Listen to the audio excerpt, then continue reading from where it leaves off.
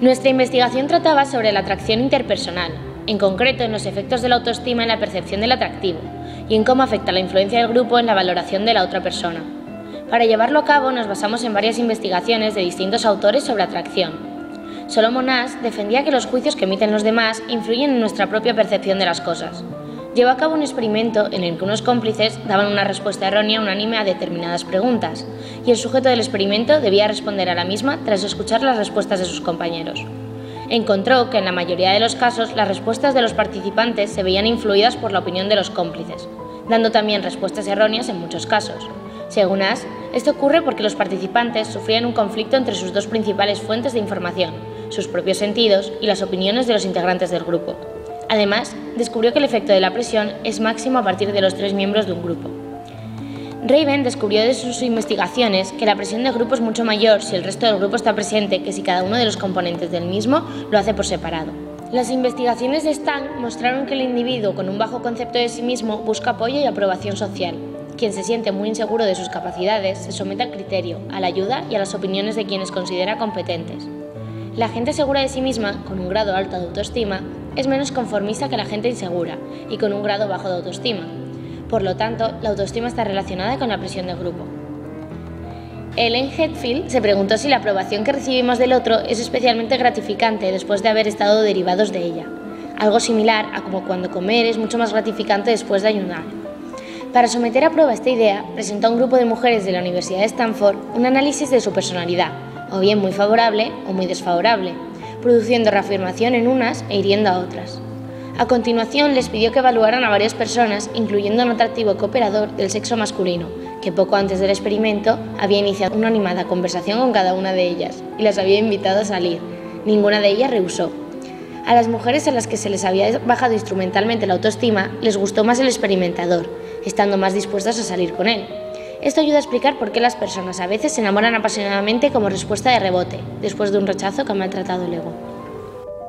Basándonos en las investigaciones anteriores, intentamos relacionar las dos variables, autoestima y presión de grupo, en un experimento de diseño factorial en el cual nos preguntamos cómo afectan estos dos componentes al grado de atracción.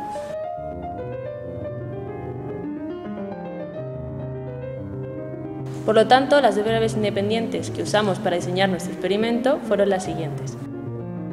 Autoestima del participante con 2 niveles, baja y alta.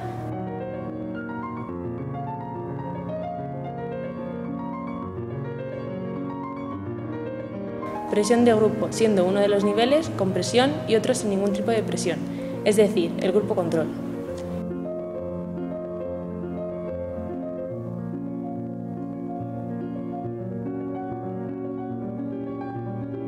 Y la variable dependiente que utilizamos es el grado de atracción hacia un desconocido.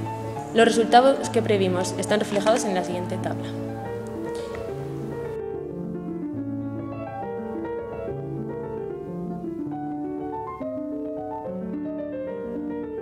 En el grupo con presión y baja autoestima es donde esperábamos encontrar el mayor grado de atracción, mientras que en el grupo sin presión, con alta autoestima, esperábamos que siguieran manteniendo su opinión inicial.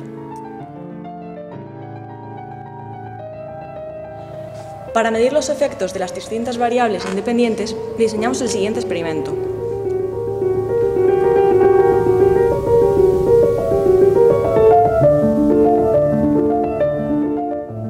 En primer lugar, buscamos a 20 participantes, todas chicas, con edades comprendidas entre 18 y 25 años. Les pedimos ayuda diciendo que éramos estudiantes de sociología, para no levantar sospechas sobre la verdadera finalidad del experimento. Y les contamos que estábamos llevando a cabo una investigación sobre personalidad. Las dividimos en 2 grupos. A 10 de ellas las asignamos al grupo de no presión y a las otras 10 en el grupo de compresión.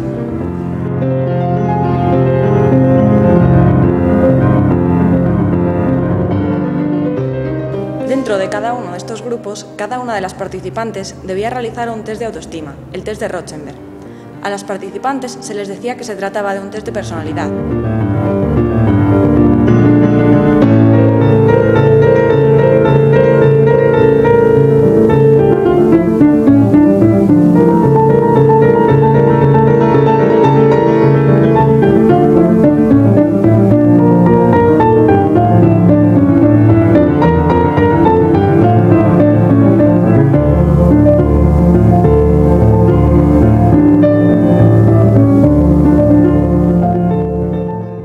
daban falsos resultados o feedback que podían ser de dos tipos, de autoestima alta o autoestima baja.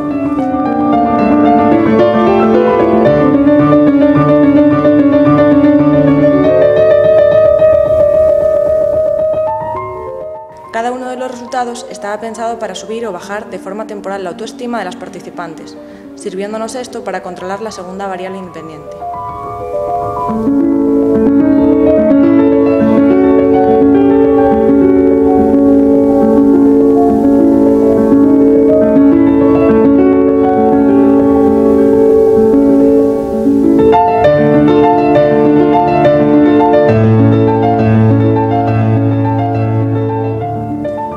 Las participantes habían leído su falso feedback, se les decía que tenían que pasar a la segunda parte de la investigación. Les mostramos una fotografía de la cara de un hombre, pidiéndoles que valorasen su atractivo físico del 1 al 10. Previamente habíamos enseñado 30 fotografías a varias colaboradoras para que las puntuasen, y nos quedamos con la que tenía una media más cercana a 6, para que no fuese ni demasiado atractivo ni demasiado feo. Las participantes del grupo Sin Presión valoraban la fotografía por su cuenta, y tras esto se les contaba la verdadera finalidad del experimento, recalcando que los resultados del test de autoestima eran falsos.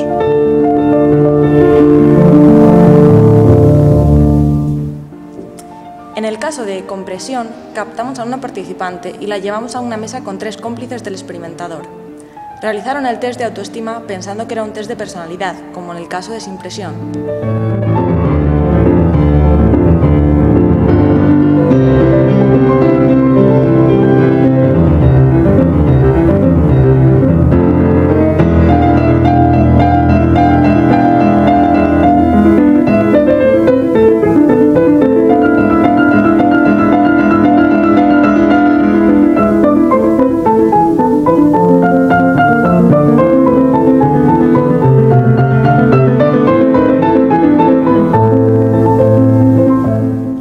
Los test una vez terminados y los evaluamos asignando un falso feedback a cada participante que podía ser alto o bajo.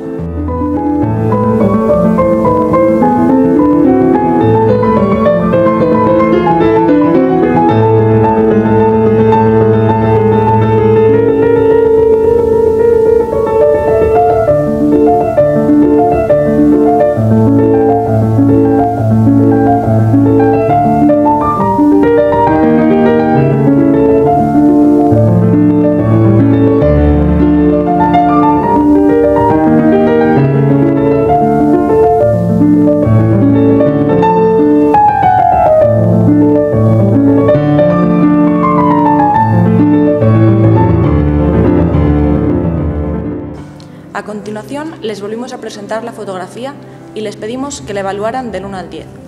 En el momento en el que tenían que valorarla, las cómplices empezaban a hablar entre ellas. Hablaban del chico de la foto remarcando lo atractivo que era.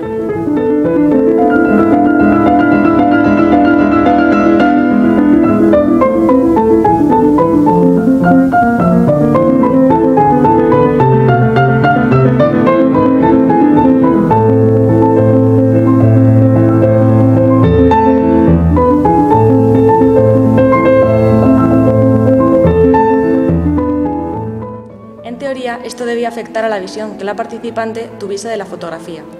Al acabar de puntuar el atractivo, se le contaba que en realidad las participantes eran cómplices del experimentador y que los resultados del test eran falsos.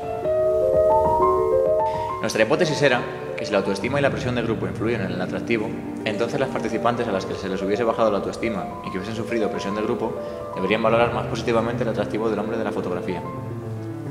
Los resultados se distribuyen de la forma esperada, como queda recogido en la siguiente tabla. En el grupo de Sin Presión y baja autoestima, 6,6. En el grupo de Sin Presión y alta autoestima, 6,2. En el grupo de compresión y baja autoestima, 8,16. Y en el grupo de compresión y alta autoestima, 7. Por lo tanto, la hipótesis se corrobora. Cada uno de los ítems del test de autoestima se podía contestar solo con un sí o un no, dando lugar a resultados muy extremos. Esto hacía que algunas de las participantes recelasen sobre la validez del mismo, lo que pudo afectar a la influencia que los falsos feedback tenían en ellas. La autoestima real de cada participante podría influir en la validad que le otorgasen a los falsos feedback, pudiendo afectar realmente a su autoestima. Sería conveniente contrastar empíricamente que los resultados de los falsos feedback realmente afectan a la autoestima. Este experimento solamente está realizado a mujeres. Sería interesante comprobar cómo afectan estas dos variables a los hombres. Podría ampliarse la muestra aumentando el rango de edad de las participantes, aunque esto podría dificultar que la presión del grupo se llevase a cabo, ya que los participantes podrían otorgar menor credibilidad a las chicas de una edad muy inferior a la suya. Para ver el impacto real de las dos variables sobre la atracción, se podría realizar un experimento similar con fotografías de cuerpo entero, o bien, imitando el experimento de Hatfield, realizarlo con sujetos de carne y hueso.